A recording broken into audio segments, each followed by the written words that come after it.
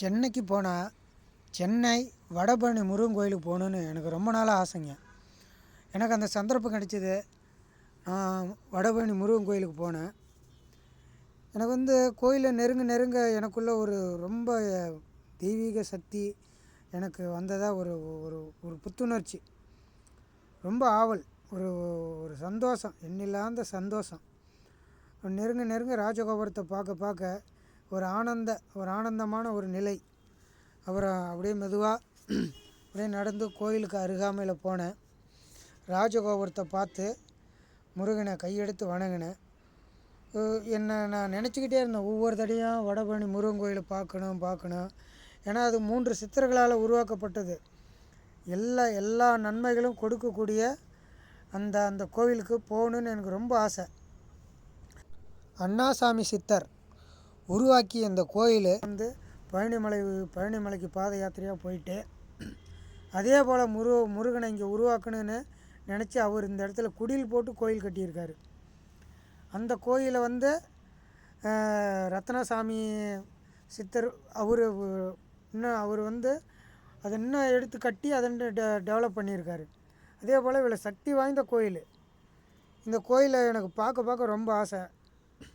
பழனிக்கு போயிட்டு வந்த அதே புத்துணர்ச்சி இந்த கோயிலில் போனால் கிடைக்கும். உள்ளுக்குள்ளே போனால் அவ்வளோ அற்புதமான சிலை வேலைகள், சிற்ப வேலைகள், வர்ணங்கள், ஓவியங்கள் அவ்வளோ அற்புதமாக இருக்குது.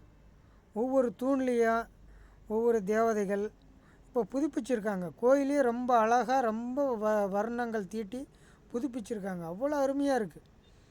போனால் கண்கோடி வேணும் அந்த கோயிலுக்கு. எனக்கு ரொம்ப சந்தோஷமாயிடுச்சு. தெய்வீகத்தன்மை எனக்குள்ளே வந்துருச்சு. பாருங்கள், வராங்க பார்த்தீங்கன்னா எல்லோரும் வேண்டுதல் தான். ஒரு அம்மா பாத அடி போட்டு வராங்க. அதேபோல் எல்லாமே ஒரு அற்புதம் நிறைந்த கோயில். இந்த கோயில் பார்த்திங்கன்னா கருவறையில் முருகன் சந்தன காப்பில் ரொம்ப ஜொலிக்கிறாரு. அவ்வளோ அற்புதமாக இருக்கார். மீனாட்சி அம்மன் கோயில் இருக்குது பாருங்கள். ரெண்டு கோபுரத்துக்கு நடுவில் ராஜகோபுரம் எவ்வளோ பொலிவாக, எவ்வளோ அழகாக இருக்குது பாருங்கள். ரொம்ப அற்புதம். மதுரை மீனாட்சி அம்மன் கோவில் சின்னதாக உள்ளுக்குள்ளே இருக்குது. ஈஸ்வரன் பரமேஸ்வரன் கோயில் உள்ளுக்குள்ளே இருக்குது. பெருமாள், இந்த மாதிரி ஒவ்வொரு கோவிலும் உள்ளுக்குள்ளே அவ்வளோ சிறப்பாக அமைச்சிருக்காங்க. இந்த கோயிலில் போயிட்டு காலையில் சாமி தரிசனம் பார்த்துட்டு நேரமாக சந்தன காப்போட முருகனை தரிசனம் பாதரட்சியோடு தான் உள்ளுக்குள்ளே முருகன் இருக்கார்.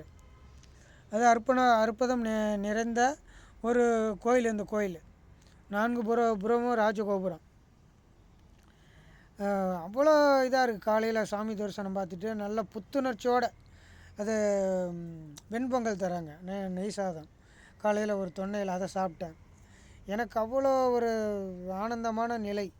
முருகன் காட்சி கொடுத்த நிலை எனக்கு இந்த கோயிலுக்கு போயிட்டு அவ்வளோ ஒரு ஆனந்தம். ரொம்ப நாளாக பார்க்கணுன்னு ஆசை. அதே போல் நீங்களும் ஒரு நாளைக்கு வாங்க. இந்த சென்னை மக்கள் எல்லாமே இந்த கோயிலுக்கு வந்திருப்பாங்க. அவங்க அனைத்து விஐபியிலேருந்து அத்தனை பேர் இந்த கோயிலை பார்த்துருப்பாங்க. அதே போல் நீங்களும் எல்லா நலனும் இந்த கோயிலில் பார்த்து எல்லா நலனும் அடையணும்னு நான் வேண்டிக்கிறேன் முருகனை. கண்டிப்பாக எல்லா நோயும் தீராத நோயெல்லாம் தீரும். நாக்கையே தானமாக தந்திருக்காங்க 2 சித்தர்கள். உங்கள் நோயெல்லாம் தீர்த்து உங்கள் கஷ்டங்கள்லாம் தீரும். இந்த கோயிலுக்கு வாங்க.